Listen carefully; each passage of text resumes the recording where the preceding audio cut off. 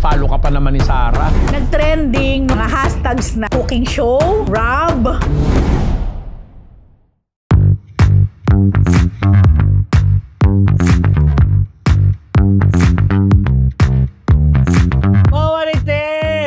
Marami kami latest. Pero bago yan, good morning, good afternoon, good evening, good morning. Ito na po ang inyong team. Trending, legit, urig. Bagong chikahan, ito po ang inyong lingkod, Junardo. At ako po ang inyong unbettable professor, Ambet Nabus. Ang inyong PhD, Rose Garcia. And welcome to Marites University! O, yan na nga. Kung bakit tayo wala ng isa. Gusto namin ipagbigay alam sa inyo na official na nag-resign sa Marites University si DJ Jaiho dahil sa conflict of schedules, mga events niya, mga series na hindi tumutugma sa oras ng aming taping sa Marites. Maraming salamat, Jai. Good luck sa iyong journey sa mga as DJ, as host, as an actor. At syempre pa, Diyos, diba lagi naman siyang welcome dito? Yes, of course. Always welcome. So anytime na gusto mo nga mag-guest, chubika, tahin kami rito. Of course, yan. At bukas syempre, ang ano, para kumbaga nag-leave of absence. Kung gano'n, sabbatical. Diba? Okay, so we wish you well, Jaiho, and good luck sa iyong new journey. New journey, Nagawa naman na yun. Okay. Love you.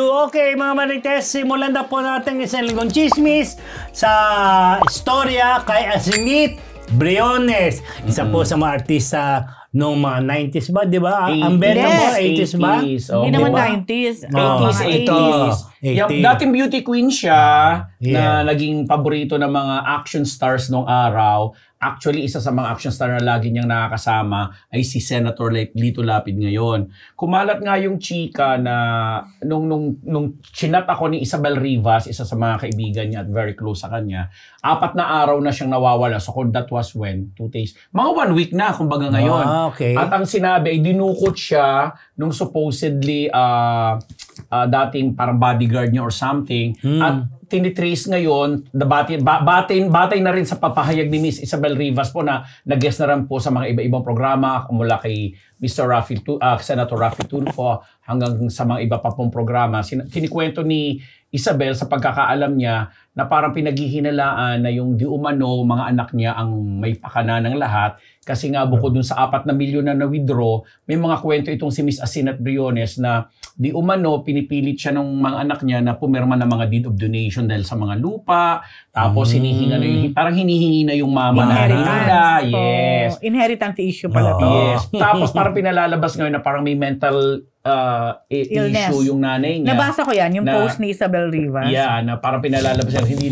Wala daw po katotohanan yun kasi in fact, nakita natin siya nung birthday ni Senator Bong Revilla at nag-picture pa kami at may chikahan pa kami, nag-text pa kami nung pagkatapos nun kasi nakilala din namin, pakasama niya, isa siya sa mga original cast members ng Temptation Island na ilang beses na rin namang So kung nasaan man ngayon at ang balita po namin, hindi lang parang hindi pinapublicize, tinutulungan siya ni Senator Lapid para bigyan ng hanapin, alamin talaga. So in short, as of this today, time, wala pa rin. Today, hindi pa rin talaga wala nahanap. pa. Hindi alam kung nasaan. So, walang any lead talaga? Kaya? Wala. Pagkagaling daw kasi nung parang bakasyon niya sa Davao, kasi nag-away-away yata silang mag-iina. Pagbalik dito, doon na siya nawala. Pero kumusta yung dalawang bata o dalawang anak na medyo pinaghihinalaan na... Yun ang sinasabi nila, okay naman daw yung mama nila. Sana, okay naman daw. Pero pag tinatanong ko nasaan, hindi maituro kung nasaan. Yun ang sabi, pahayag ni Miss Isabel. Yung dalawang anak, ang parang sinasabi nila, okay ang mama nila, hindi nawawala. So, ang mga kaibigan, ang naghahanap. Kasi hindi naman daw ugali ni Miss Asinat na hindi sumasagot. Na hindi sumasagot at hindi nakikipagkita sa kanila. Machika rin yan At saka parating na mga showbiz events yan machika yan. Yun. Talaga? So, siguro ang natin dito, sana po kung nasaan man siya ngayon, sana safe siya. Correct. Diba she's okay and she's safe kung nasaan man siyang lugar. Senator Briones. Kasi hindi pa nakikipag-ugnayan kung may ransom bang hinihingi ito, kung kidnap na, kung ano. Kasi magulong istorya may pera. Pero ang nagpapahayag nga po nito ay ang kanyang matalik na kaibigan, kumbaga beshi niya, si Miss Isabel Rivas. Kasi sila yung nag-uusap prior to na pagkawala. Sige, update natin yung mga Marites dyan sa mga susunod na mangyayari. Sa mga hindi nakakaalam, yung actress po siya nung 80s pa. Okay, mga Marites, ito naman, may latest update sa isyong Sara Labati at Richard Gutierrez, PhD, kung sino yung Oo, ito nga. Biglang nadawit. Siyempre, nadawit muna yung ating gagamitin. Kay Keizel Kinochi. Si Keizel Kinochi yata isang GMA artist. Bago siya galing siyang ABS. Yes, oo. From ABS sa to Abot Kamay ang Sparkle. Ayun. May nakakita kasi, parang may picture na lumabas, kung nakita nyo rin yun, na kasama daw ni Keizel si Richard, pati yung dalawang anak ni Richard at ni Sara. So may mga netizens na nagko-comment sa social media niya na... At tinatanong siya mismo. Yes, na sinagot din naman niya. Ano sagot niya? Tinanggi niya. Pero nung may mga nagpupush pa rin na... At sinasabing homewrecker ka. Third party ka, ikaw ang dahilan ng hiwalayan. Dumedma. Hindi, sumagot siya ng get alive. Pero after that, wala na. Medyo palaban. Parang nag-IG live siya if I'm not mistaken. Tinanggi niya talaga at sinabi niya na parang neighbor lang sila. Yeah. Ang sinasabi nating sighting dito, yung nung Halloween sa isang area sa Makati na kasama nga daw yung dalawang bata at dalawang anak. Tapos sinabi pa nung netizen, pina-follow ka pa naman ni Sara. Tapos gumaganyan ka. Hindi pala natin na-check kung pina-follow pa rin. Check natin. Hindi ako marunong mag-check. Check natin, Kung pina-follow nga siya, pina-follow na siya. Si Keizel po yung nasa Abot Kamay ang Pangarap. Ngayon sa GMA. Pero galing siya sa ABS-CBN, yung as early as Passion de Amor, yung marami siyang teleserye yung ginawa doon bago siya nag-Sparkle. Pero alam mo, hanggang ngayon, ang tagal na rin na, in all fairness, pina-follow pa ni Sara. Yun ang mga sinasabi ng mga netizen, pina-follow ka pa naman ni Sara. Pina-follow pa rin. Baka naman totoo na wala naman. Okay, yan po. Pero yun nga. Direct Diego. Pero hanggang ngayon wala pa rin sagot. Wala pa rin sagot. Tahimik pa rin ang both camp. Sara, Richard, kung ano na ba talaga ang ang totoong status. Kahit sila Tita Annabel, hindi rin nagkasalita. Kahit sino talaga sa kanila. Quiet pa rin. Si Jun Lali na nga lang, hindi nagsasalita. Ay nako, hindi mo talaga mapipilit yun. Pero di ba talaga namang nagbibigay ng palaisipan sa lahat Bakit kung wala, madaling magsalita at madaling magpakita sa social media just like before na they are still together. Hintayin natin yan. Ang dami nating hinihintayan naman. Dami talaga. Parang bongga. Hinihikirin itong si Keizel sa maganda siya. GMA Artist Center. Maganda rin naman si Sara Labati. Oo naman. Actually, mas maganda si Sara. Gumano na ito. Sinabi mo ikaw kasi pinilit mo. Maganda talaga si Sara. Mas maganda nga. Okay, mga Marites, ito naman po latest kay Chris Aquino. PhD. Ayan. Nakapopost lang ni Chris Aquino kahapon. At nag-post din naman si Angeline Quinto. So, kinantahan siya Parang after ni Kim Chiu, tama ba ako? Wala nang sumunod Si Angeline naman ang dumalaw kay Chris sa US. Si Angeline kasi isa sa mga malalapit talaga kay Chris. Ang nakakaloka lang. At kinantahan pa niya kinantahan pa niya. Yun nga lang sa post ni Chris na kung saan ipinakita niya na dumalaw nga si Angeline at ang kanyang mag-ama. Nakalagay din doon na sinabi ni Chris na break na sila noong November 3 ba? May date pa ni Vice Governor Mark Leviste. Pero nandiyan si Mark. Nandiyan si Mark. So, i-assume ba natin na nangyari ito bago mag-November 3? Kasi November 3 sila nag-break Kinorek niya yung parang lumabas sa Inquirer daw ng November 9. May kinorek tapos nangyari na. Hindi ko alam basta anyway, November 3 yata sila nag-break. Tama ba ako? Tama, November 3. Tapos, Kasi daw parang hirap talaga siya sa long distance. Same reason na sinabi niya Pero before. alam mo, ako naman, sa nakikita ko naman sa todo effort ni Vice Governor, saka naman nakakita na parang ginagawang Quiapo at saka, Quiapo at saka Cubao. Sige na nga. Ang US at ang Philippines, di ba? Talagang magugulat na lang ako, nandun na naman eh. At I'm sure hindi lang basta-basta yan, hindi lang ordinary yan, naka-business class yan. I'm sure. Di ba? Laming pera ni Vice Governor. So, wait natin, kung pagdalaw uli ni Vice Governor, they are back again. Basta sabi ni Chris, ipagdasal niyo po ako parati, pati na rin po ang mga sisters yun nga ko. Doon ako medyo ano yun, kumbaga? Nahiwagaan. Yun. Kung ano man ang meron. Basta may Chris Aquino teleserye din dito. Pero din yun, syempre, pag-pray natin si Chris sa kanyang lagi naman natin health, sa kanyang journey naman, sa kanyang health. Okay, ito naman, ibalita naman natin yung nangyaring ganap kila Vilma Santos at Maricel Soriano and Roderick Paulate. At L.A. Santos. Hindi Lopez. Wala, guess ba siya? Nakita-kita sila sa ABS. Yan po, naganap yan nung taping ng I Can See Your Voice. Una munang taping sila Maricel. And then, pagkatapos nung pumunta raw sila ayon sa text sa amin na Ate B, pumunta sila kay Ate B sa makeup room. Ayun, doon nangyari yung chikahan, kumustahan. Okrayan, para mga batang naglalaro. Na especially si Roderick, inokray nila yon na pinapatawag yung guard para palabasin. Yun po yung ganap doon. Kaya nagkaroon, after a long time, ngayon lang uli nagkachikahan si Vilma at si Maricel. Ang ganda ng bulungan nila, yakapan. Diba? Tapos sabang ino-okray. Kasi po sa mga hindi po nakakaalam, mga child stars po ito na mga magkakaedad. Although syempre sa atin, 35 lang yan. Charot!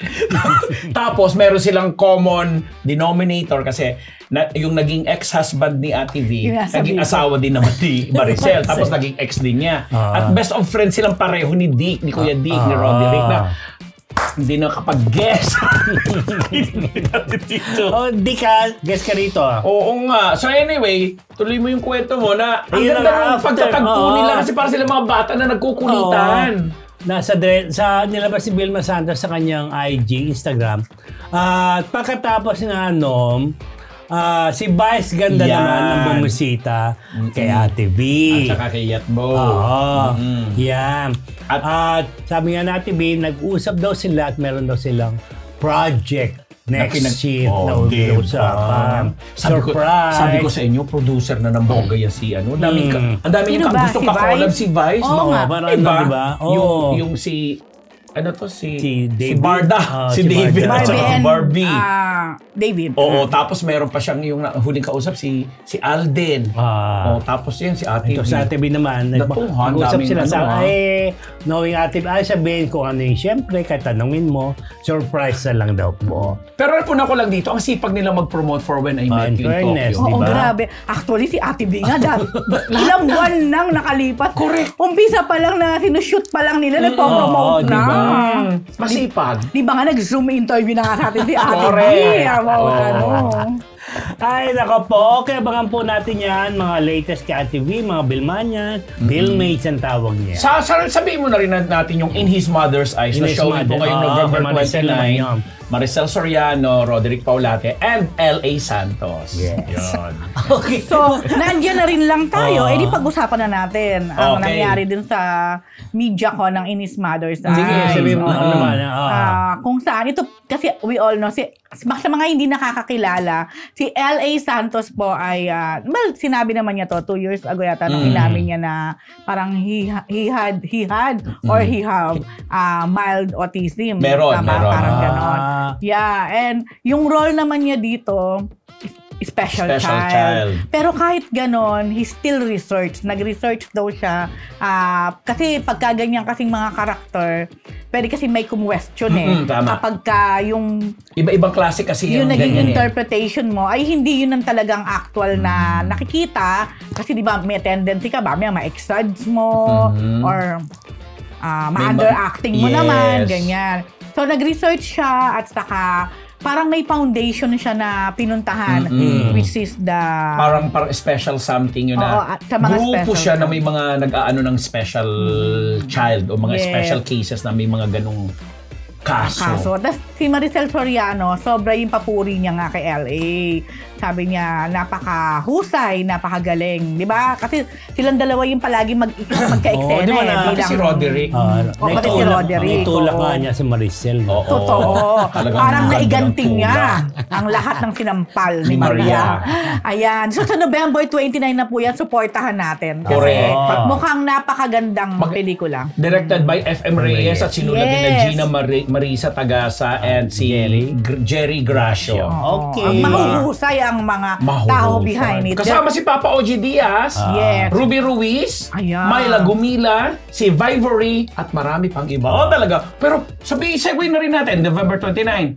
Pati naman yung Shake, Rattle, and Roll Extreme. Simulan na natin ang Film Fest kasi ito yung mga hindi pumasok sa top 10 pero hindi naman nakangahulugan yun na hindi sila worth panoorin. Garantisado. Diba? Worth your money. Yes. Hello, Direct FM Reyes. Yes, diba? Hi, Direct.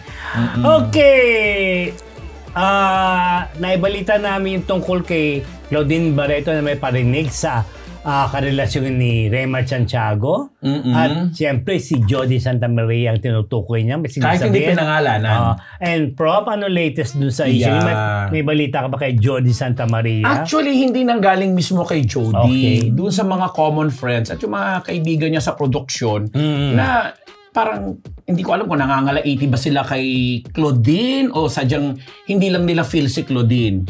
Kasi naglabas sila ng statement, sinasabi nila na parang wag naman daw sanang ginagamit. Kahit hindi daw kasi pangalanan, it's very obvious na si Jody yung tinutukoy niya na bad influence di umano dito sa kanyang ex-husband ba ang tawag na natin dyan? Hindi pa kasi hindi pa di ba? Strange husband na si Raymart. So parang sinasabi nila, wag naman daw sanang ginagamit, makapag-promote lang kasi hindi daw nakakadisente. Anong tawag sa kanya?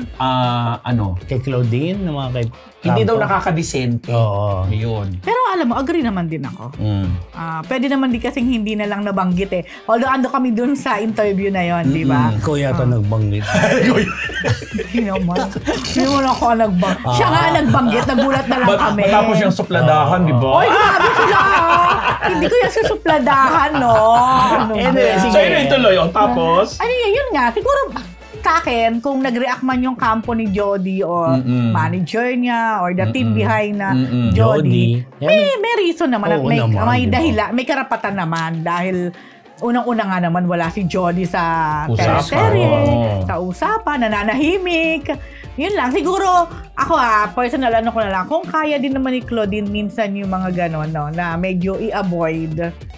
Para, wag na. Umaga. Para positive lang. Yan. Di ba? Sa kabilang dako, dead ma pa rin si Raymart. Oo, di ba? Nasa Black Rider rin, di ba? Yung kita ko sa Black Rider. Ay, hindi tinanong natin. Smile nga. Hindi, sinabi nga natin, oy, minsan naman bisitahin mo kami sa Maritas University. Ano sinagot sa'yo? Si Raymart. Yun ang ginano namin. Tapos, sagot sa inyo. Sumagot kay June. Ano yan? Nakalimutan ko na eh. Ano na naman yan? Ako pa ba? Si Raymart pa ba? Correct. Hello. Ako pa? Walang kahilig-hilig yan sa... Nagkamali ng inimbita. Ay, nako po mga latest. Ito naman, ibalita natin itong latest sa SB19, Pro. Narinig ko rin ito. Nagkakaroon na ng kaguluhan. Yung dating kasing management group nila na hindi kalimutan ang pangalan. Na meron pa sila palang claim sa pangalang SB. Okay. Oo, sa kanila daw nanggaling umano yung ganyan-ganyan. Kaya yung dalawang supposedly Asian leg nila na Singapore at saka Thailand, kinansela nila. Kinansela ng management nung 1Z Entertainment na siya ngayong namamahala dito sa mga career nitong SB19 na ito. So, Show BT, yan ba yan? Show BT, yung dating umaano. Na parang may claim pa sila sa trademark din.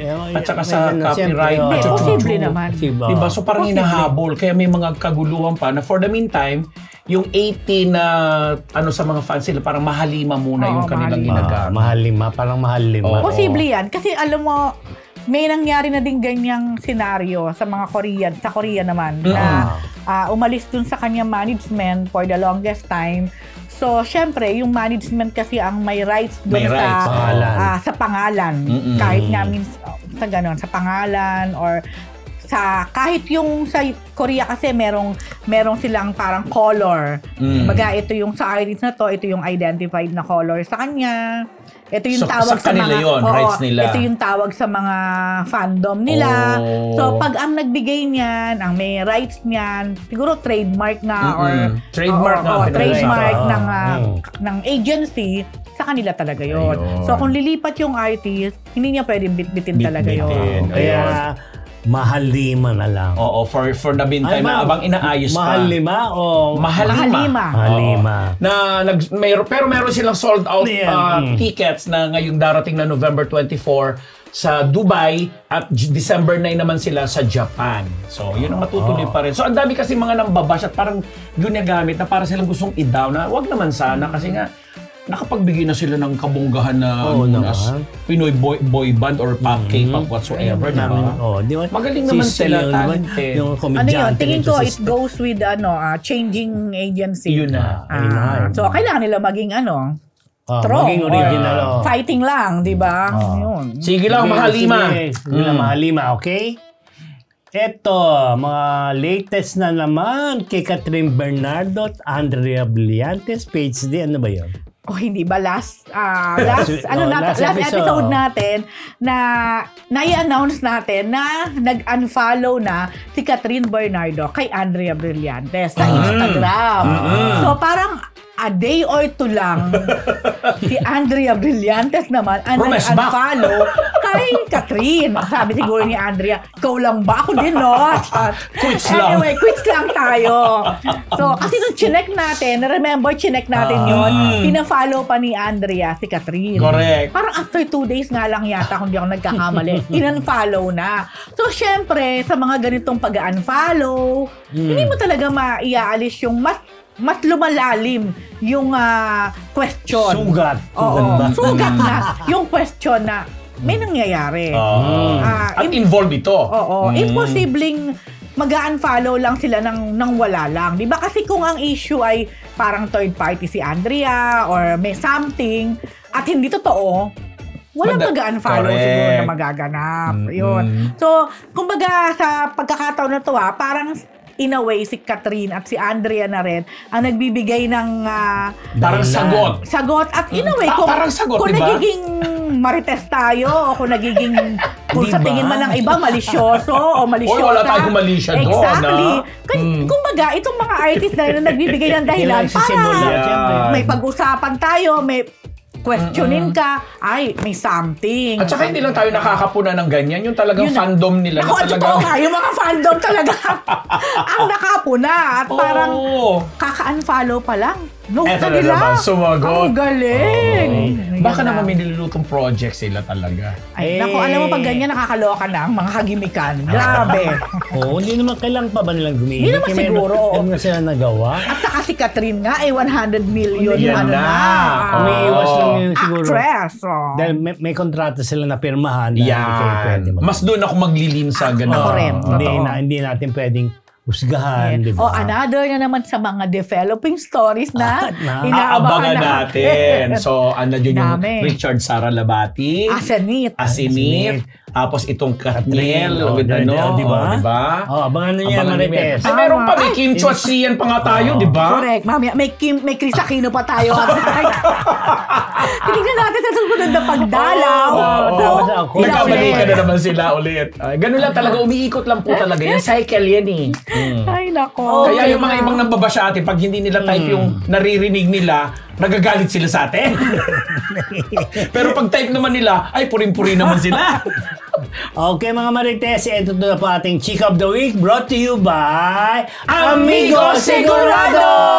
Dahil mahalaga nga po na nararamdaman ng inyong aruga, kaya namang kahit nasa ang panig ka pa ng mundo, nandito ang Amigo Sigurado para tulungan ka na ihatid ang iyong pagmamahal sa pamamagitan ng Panlasang Pinoy. Kaya mga kamarites, gamitin niyo na po ang promo code na PhilChica sa inyong Shopee at Lazada shopping cart para naman makuha nyo na ang discount para sa ating Amigo products. Kaya i-check out ninyo na po ang Amigo sa inyong mga Shopee at Lazada shopping carts para sigurado na madama nila ang ulam na may halong pagmamahal na galing sa inyo.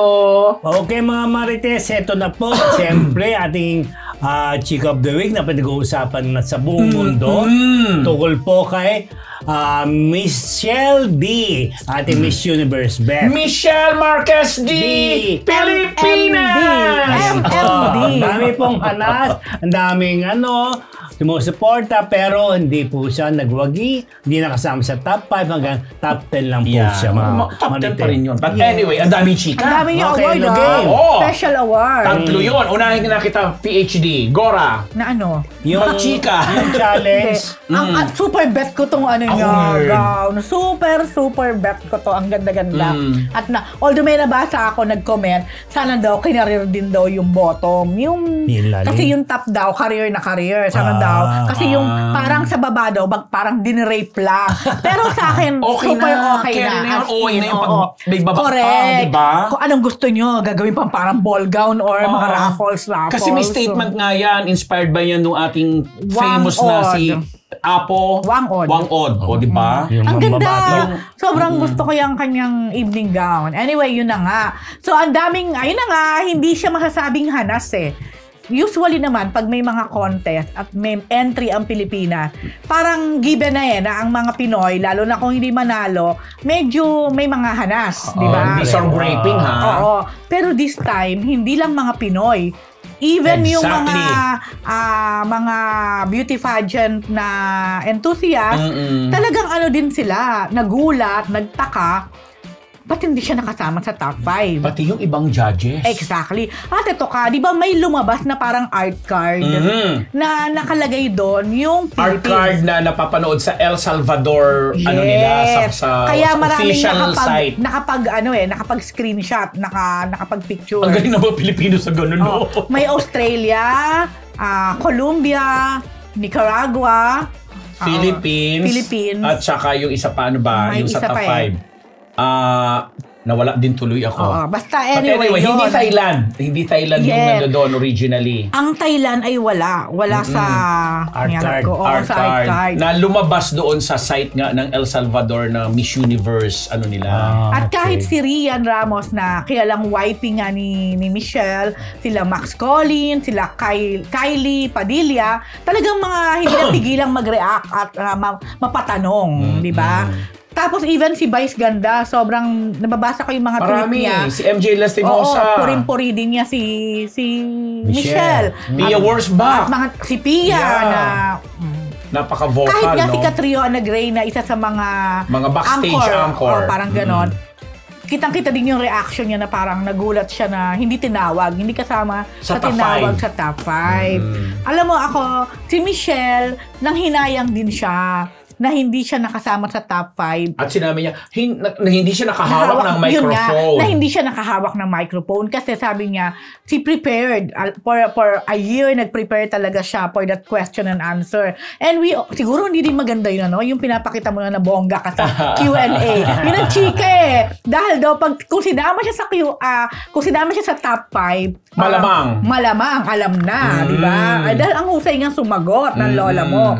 So baka, sabi ng iba, nako, baka dahil doon na pag-anuhan. Although tayo naman mga Pilipino, hindi naman natin dinidinay o hindi naman natin sinasabing hindi deserving si Miss Nicaragua. Deserving din. Since day one, ang husay naman din talaga. Ang sinasabi lang natin, ang kiniklaim natin dito, mas deserving naman na makapasok sa top 5 itong ang si Michelle. Si Thailand actually ang medyo ayun na. Actually nag-trending noong Sunday ang mga hashtags na cooking show, Rob, ano pa, yung mga yan. So, kasi nga, di ba, yung bilyonaryang transgender na may-ari ng Miss Universe organization ngayon, hindi ko alam, papel siya ng papel. Pag may mga Miss Universe, salita siya ng salita. Tapos may pahiwatig siya doon na parang papunta doon sa Thailand ang at siya nga ang pinaghihinala na di umanong rason kung bakit nakapasok sa top 5 itong si Miss Thailand. Although, nakita ko rin naman, napanood ko. Pero, na rin? Alam mo ba? Oo, ba? Pero, si Michelle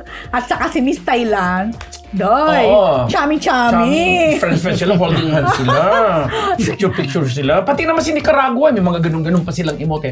Ang sinasabi lang natin dito, ang maganda dito, Rose and Dean, ang ibang nationalities na mahilig sa Miss Universe, sila na mismo ang nagsasalita. Yes. Hindi na tayo mismo ang nagsasabi na dapat si Michelle kasali sa ganito, ganyan. Ina-analyze talaga nila ng mambongga. Pero mo nga naman, hinahanap nila, nanalo ka sa fan vote. Pinagkagastahan natin yon. Nanalo pa siya ng Voice for Change. Tama ba ako? Yung Voice for Change na talagang yung sa advocacy. Tatlo silang gold winners doon pero isa siya doon. Tapos siya rin ang nanalo ng special award doon sa Caribbean something Spirit Carnival Spirit, di ba? Na binigyan yung sa cruise yun, no? So, for the very first time, may isang kandidata na hinakot ang mga special awards, pero wala man lang daw sa top 5.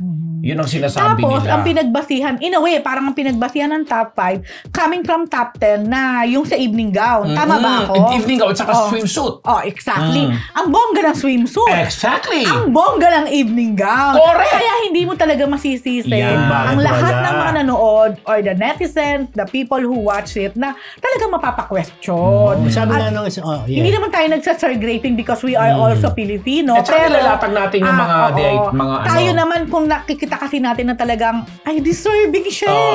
Deserve. At least doon sa top 5. Isang journalist nga, di ba? Pulitzer Prize winner. Correct. Yung anak ni Mia Farrow, si Ronan Farrow. At saka ni Director Woody Allen. Correct. Para sa isang award-winning. Oo, di ba? Totoo. At saka yung dalawang judges, yung Mario Bautista, hindi si Tito Mario. Ay, ano ba? Kapangalan ni Tito Mario Bautista, yung gwapong bagets doon na at saka yung isa pang babae, white yata ang apelyido, na sinasabi nila na ang taas ng score na binigyan nila. Plus of course, meron dong Pilipina, Doktora something, yung nasa... May doktora yata. Oo. Na pinapaliwanag din nila na interview sila ni Adam Henato, na talagang since day one, nandun na siya sa El Salvador, na magandang score na binigay nila. Kaya lang yung mga ibang Latina, di umano, na nakaupo doon, parang kung sila binigyan nila ng perfect 10, yung iba binigyan lang daw si Michelle ng 6 para malaglag daw sa top 5. Di umano, ha? Pero sabi naman ni Michelle, kumbaga, happy naman hindi siya kay Miss Nicaragua. Of course. Sabi niya nga, kumbaga, deserve din naman talaga. First time nila, di ba? Yes. First time na Nicaragua manalo Buti ng na lang Miss siya Universe. at hindi, yun na. Kung hindi talaga mag-i-emote, no?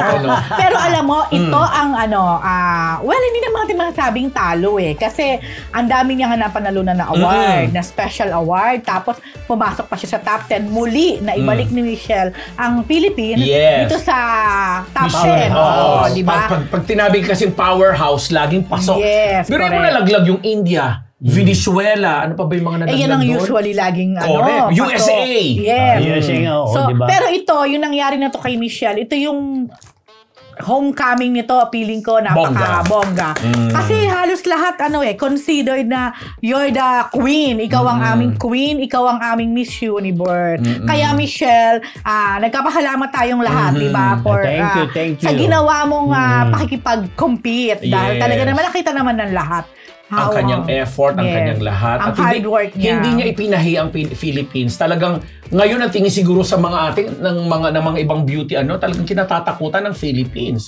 Dahil bongga talaga siya. Saka tingnan mo, immediately after the Miss Universe coronation, isa siya sa mga naimbita pumunta ng Mexico. Nasa Mexico ngayon si Michelle para alam mo ko, ako hindi ako, okay. Ba't kapwa Pilipino po natin yung invite isang kilalang nasa beauty product, cosmetics chuchu. 7 raw sila na inimbita doon. Na inimbita. Tapos ang dating niya dito ay sa November. Di pa siya sure November 26 or November 27. Oo. Sinusubaybayan ko yung Instagram channel niya. Sinasabi niya, miss na miss ko na kayo. Gusto ko nang bumalik. Chuchu-chuchu. Kaya alam mo, mga dapat lang daw siyang tapusin. Mali yung palaginip mo, di ba? Oo, nagkamali ang palaginip. Baka first runner-up. Di ba? Di ba na naginip ako first runner-up siya? Oo, di ba? Ganun talaga. Ganun talaga. Basta pagdating next year, sino man ang ilalaban natin, talagang meron na tayong lugar doon sa mundo na yan. Pero pahabol lang din ako. Kasi di ba at the same time, nag-resign na si Paula Sugar, yung dating presidente. Kasi ang dami nang issues niya sa Miss Universe na hindi na parang naaayos dahil una, ang mga sinasabing issue, open na siya sa transgender. Diba? Na hanggang ngayon, pinagdedebatihan pa. Dalawa! Yung plus size siya. Oo. Yung plus size sa akin, walang problema. Okay lang yun eh. Diba? Kasi ngayon, meron nga eh. Diba yung Nepal na nakasama sa top 20. At mayroong Mrs.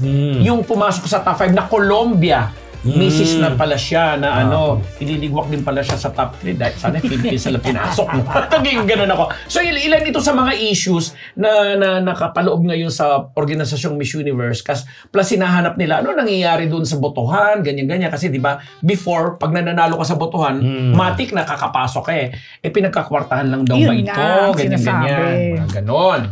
So, alamin natin kung may mga kandidata tayong gaganyan. So may pag-asa ka na kasi ang age limit tinaas na. Alam mo yun? Wala nang age limit. May plus size na. Pwede na ang transgender. At pwede na ang mga, ano pa yung sinabi ko, mga may asawa. May mga sasali kaya. Okay. Invite mo si Michelle dito. Ako hindi pa rin ako agree doon. Oo. Kasi meron namang mga Mrs. Universe yata. Basta meron mga contest na for Mrs. Meron din naman mga contest para sa mga LGBTQ, di ba? So, hayaan na natin tong Miss. Kaya nga Miss. Sa akin okay pa yung plus size Kasi may mga ganda talaga mga alam mo yun. Walang issue doon.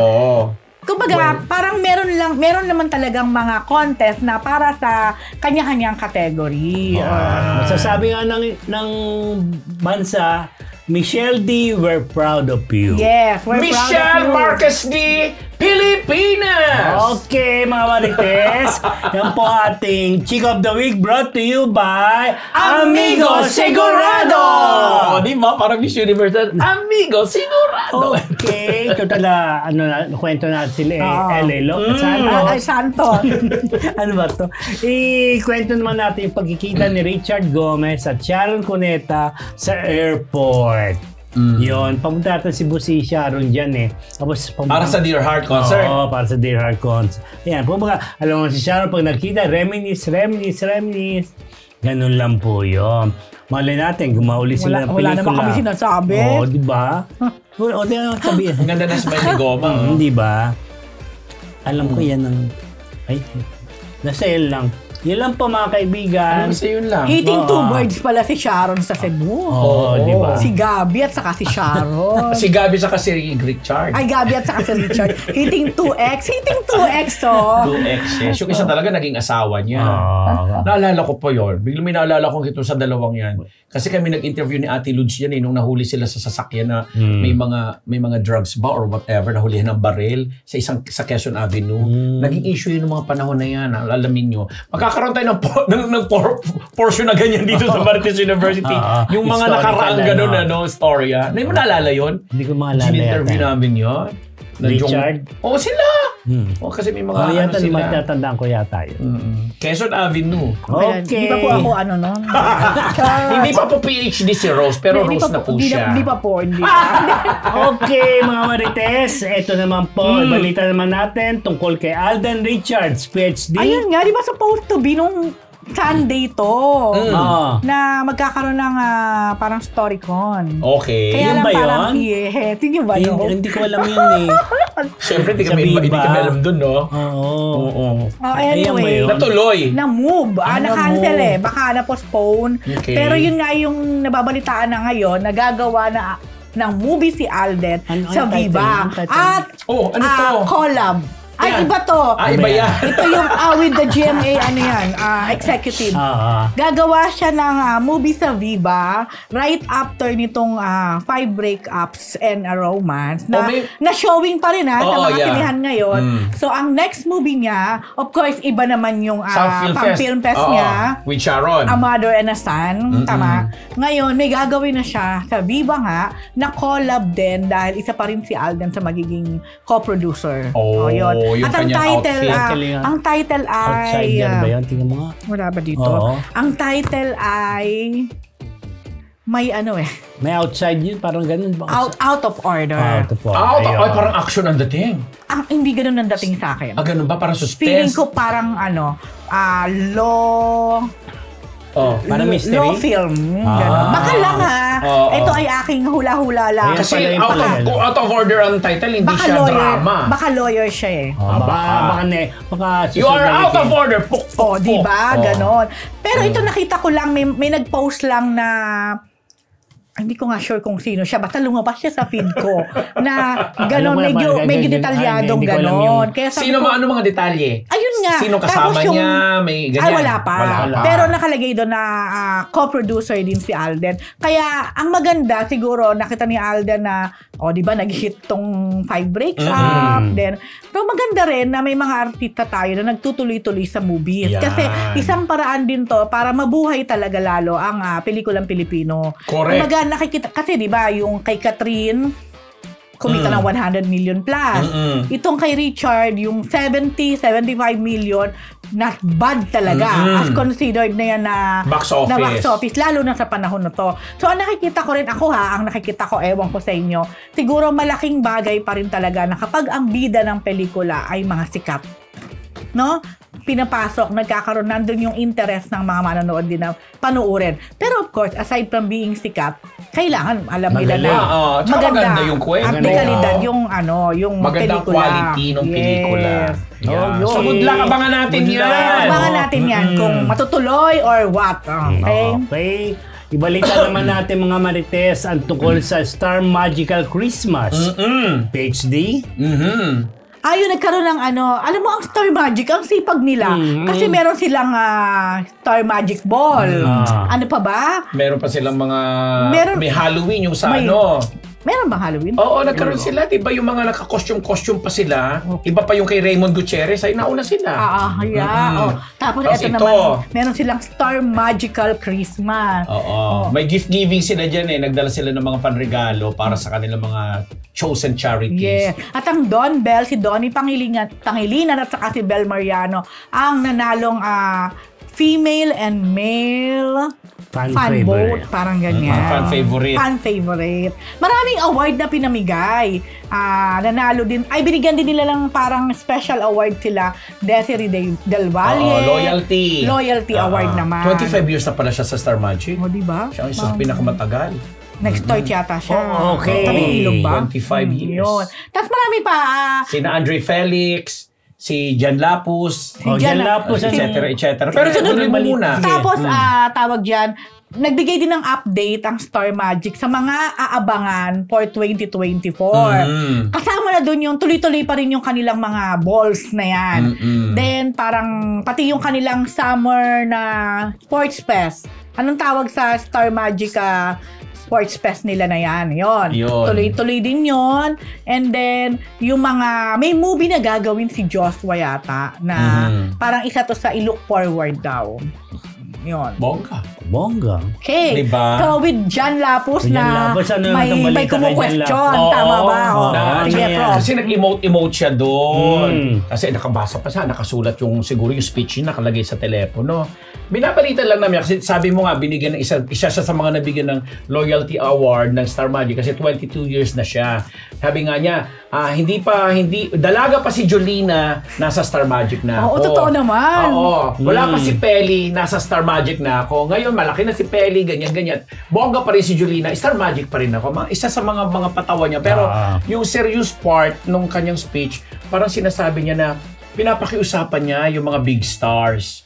Yung mga superstars ng Star Magic, mga superstars siguro, sina Piolo Pascual, Kathniel, yung mga talaga, mga John Lloyd, etc. Yung mga naging big hit, mga big stars sa Star Magic na sana naman, mga kapatid nyo naman kami dito sa Star Magic, pag meron namang offer sa inyo ng mga movie, TV projects or what, naiisip nyo naman kami, i-recommenda man lang sa mga producer na meron kayong mga kapatid dito na pwede namang isama nyo sa project, magkaroon naman ng hanap buhay.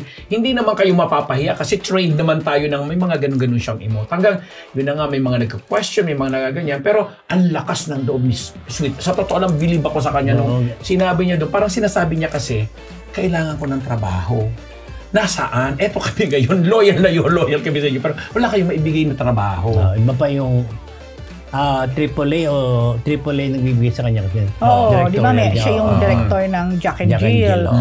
Actually, si Sweet, ever since talaga, vocal yan. Correct. Pagka feeling niya wala siya masyadong work o hindi siya talagang nagpo-post siya na pinaparating niya talaga na okay ako, marami akong schedule na free, pwede niyo akong kuhanin, something like that. At sinabi pa, nakakatawang sinabi niya doon, talagang kulang na nga lang daw na para silang mga isdang tinitinda sa palengke ng kanilang mga handlers. Pero alam mo, totoo din naman. I know. Natawa lang ako doon sa pagkagamit niya nung statement na yun, di ba? Na tinitindang isda. Kasi talaga naman gano'n. Pero kung manager ka talaga, isa yun sa kailangan mo talagang ilako, kumbaga, ang iyong mga talents. True. Kaya pinag-usapan niya yung mga superstars. Dahil parati kayong kinukuha, kayo naman ang mga may box office kayong mga sikat dyan. Idamay nyo naman kami, mga kapatid ninyo. Ang ganda ng sinabi niya. Tama din naman. Magaling naman si Sweet, diba? Okay. Mga Marites, balita natin ang bagong grupo, PhD, na contract ng tape. Yeah. Na soon magiging guest natin dito, inaayos natin yan. Kasi kung natatandaan nyo ang tape, hindi ito ang unang beses, Ang Sex Bomb ba under ng tape, di ba? Or under ng... Kay Joy yun, Kansi. Yung nagbigay ng break. Kay Joy Kansi. So, lang sila. Parang... EB Babes ang nagawa. Tama pala, sorry. EB Babes po pala. Ang under ng tape. No, okay. So, parang after ng EB Babes... Wala na. Wala na. Pangalawa lang ito sa kanilang yung boy na sa AAA ba to? Ang sinasabi nila sa tape na pinasay nila ng contract yung batang babae ba or what? Pangalawa itong grupo na to. Inanalo yata. May isang dalawa pa lang ang minamanage nila. Diba? Under Soraya. Boy group. Okay, may boy group dati. Dati pa. Pero hindi nila. Hindi nga, sa AAA yata yun. Okay, so this time, gumawa na rin ng sariling grupo. Sariling P-pop to pero ang tawag nila ay B-pop, which Bulaga is Pop Idols. Yun. Bulaga na pop pa no? So Bulaga Pop ang idols. They are composed of 6 girls. Si Isabel, Hindi ko kilala iba. Hindi ko na maalala yung iba. Ayan. Si Joanna. Si Barbie, basta alam ko. Si Barbie, si Swaggy. Sino pa ba yung iba? Basta magiging bisita namin yan dito kasi nakasama ko na rin yan sa Gabay Guro. Ang gagaling nila magsayaw. Magaling sila. Mukhang yun ang pinaka-ano nila dancing Pinaka-asset nila. Yung isa sa kanila, choreographer talaga. This one. Oo. Pero may choreographer silang sarili na pinakilala din sa atin that time. Magiging host sila, di ba? Ang kontrata nila sa tape ay 5 years. At kasama dun automatic yung pagiging host nila sa Itbulaga. Actually, yun ang edge nila sa ibang mga ibang girl group. Yung meron na sila talagang imagine mo, meron na silang noontime show na regular sila, di ba? Yun. At ang namamahala sa kanila, si Soraya nga, as we said kanina, Soraya Halosos, na talaga namang nakatutok sa kanila. At sabi nga niya, nung tinanong natin, dahil napansin natin sa mga itsura, Rose, na sabi natin, parang may mukhang Hapon, may mukhang Koreana, may ganyan. Mukhang Hapon. May mukhang Koreana, may mukhang ganito. Hindi daw yan sinasadya, talaga nagkataon lang, sabi pa ni Congressman John Halosos, na talaga nang pinili nila based on personality, ganda, yung talent, skills, etc., na pinagsama-sama nila. At syempre, na nagpunta tayo dyan, nandyan si Attorney Maggie. Attorney Maggie Garduque. Na isa sa, kaya siya nandyan kasi nga bilang, of course, the resident legal counsel ng tape. Syempre kasi pirmahan ng kontrata, so kailangan ng mga legality. Kala ko nga si Attorney Maggie ay manage na rin. Pero nilinaw niya. At isa pa pala, tinanong ko si Attorney Maggie kung attorney kasi may mga alingas-ngas na ang Itbulaga kasi ay hanggang 2024 lang. December 2024 lang ang kontrata sa GMA. So may mga nagsasabi na posibleng baka mamaya hindi na mag-renew or hindi na i-renew. Pero ayon kay Attorney Maggie, tuloy-tuloy daw ang Itbulaga and of course, nagkakausap na sila ng GMA. Yun. Di ba? Siguro naman. Kasi papapirmahin ba ng 5 taon? Doon na lang, di ba? Hindi, at saka maganda ang performance ng Alam mo naman ng GMA, negosyo yan. Di siya ba nakikita nilang okay naman, bakit nga naman ang hindi i-renew? O, di ba? Okay, abangan po natin sila. Abangan natin nyo sa Marites University. Kinukontak ko na yan kasi si Nixon, yung kanilang handler, ayun yung kaibigan natin. Oo, bukod kay Attorney Maggie, syempre. Okay. Ito naman, isang Pinoy ang magde-debut sa Hybe. PhD, sino tong Pinoy na to? Yes, si Sophia Lafortesa. Napakabongga niya dahil siya lang naman ang iisa.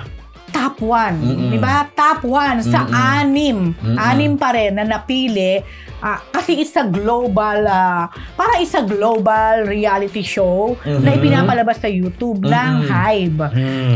So, ibig sabihin ng global, hindi lang siya mga taga-Korea, hindi lang mga taga-Philippines, as in, buong mundo, in short, ang nag-audition at lumaban dito sa reality show na to. Na ang title ay, wait lang, baka mamaya ako ay magkamali, mahirap na. Inano sa atin ni ano yan, ni Nicola. Si Nicola ba? Yes, si Nicola. So, si Sophia Lafortesa. Ang title nung contest ay The Debut Dream Academy. Academy na naman. Yes. So, tapos silang 6 man napili dyan ang mga nanalo. 3 from the USA. Sina Lara, si Megan, at saka si Daniela. USA lahat yan? Yes. From Korea naman, si Yoon Chae. At from Switzerland, si Manon. And then of course, from the Philippines, ay ito nga si Sophia Lafortesa. So, USA, Korea, Switzerland, yes. Philippines. Yes. Tapos sa kanilang lahat, si Sophia pa ang nag-top 1. Philippines. So, at sa mga hindi nakakaalam, sino si Sophia? Si Sophia ay anak ng isang kilalang theater actress. Who is? Din, Carla Guevara? Si Carla Guevara! Bongga si Carla. Kumanta yata ng Changes. Oo. Alam ko yung Carla Martinez yun. Ano ba?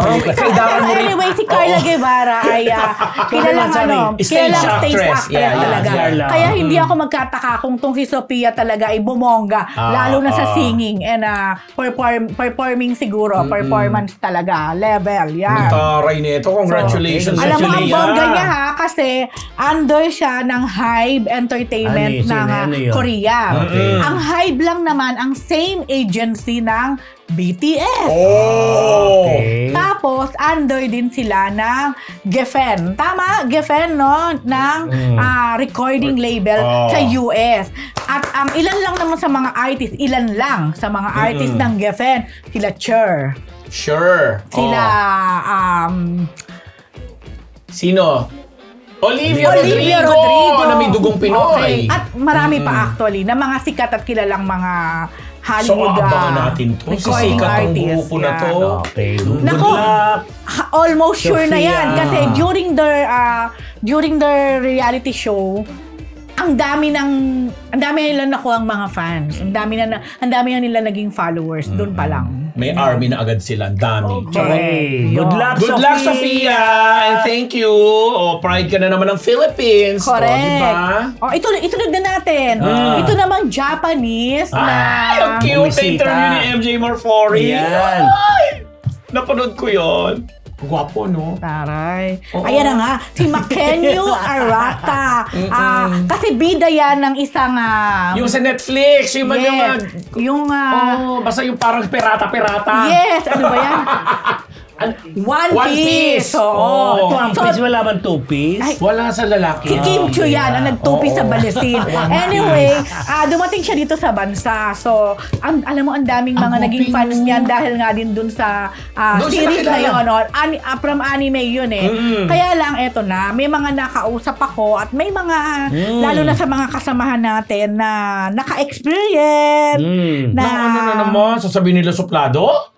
Oo. Ang bago naman. Ito ay galing. May jet lag lang yan. Ito po ay galing sa mga... Japan, jet lags? Ito ay galing sa mga nakasalamuha at na nandun nung araw na yon. Ilan sa mga naging comment nila, for example, may gusto daw na magpa-picture. Ang gusto daw, patay yung ilaw. Gusto madilim. Bakit? Tapos, yung group interview daw, naging hapon. Supposed to be morning. Although, ang sabi, pagod daw.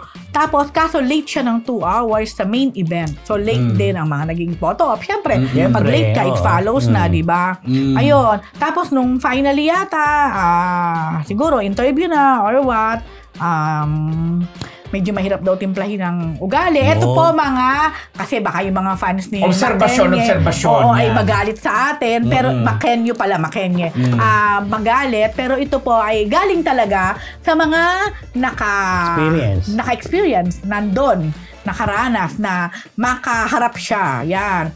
Tapos sa loob daw kasi ng sinehan ng venue, ayun.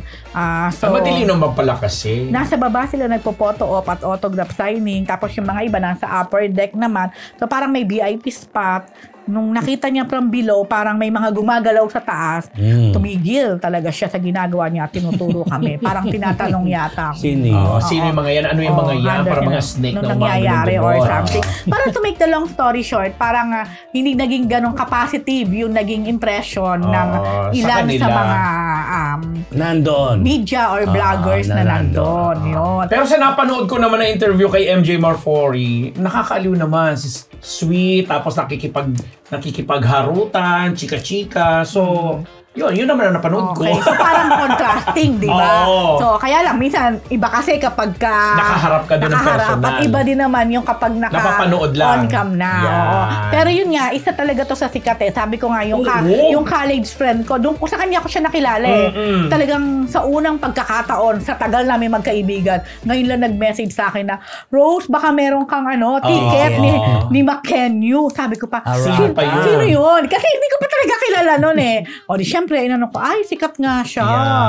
Basta cute siya. At si Albert, napanood na niya yan. Yes! Kami napanood na si Silip ko yun, no? Diba? Patambling-tambling yan doon na hindi ko lang talaga nasubib kasi hindi ako mahilig masyado sa mga pera-perata movie, no? Yun na. Actually, pareho tayo. Pero baka naman din, hindi ko din alam kasi knowing ang mga Japanese, di ba talagang ang pagkakakayala ko dyan, napakababait na mga Japanese. Yeah. So baka kung ano mga mood or what ang nangyari nung araw na yun din. Sabi ko nga baka na-jet lag lang. Charot. Jet lag ang Japan. Mayroon pa. May nag-jet lag ang Baguio lang eh. Pero grabe naman. Ano ba yan? Okay, ang mga Marites, ang isang linggong chika dito sa Marites University!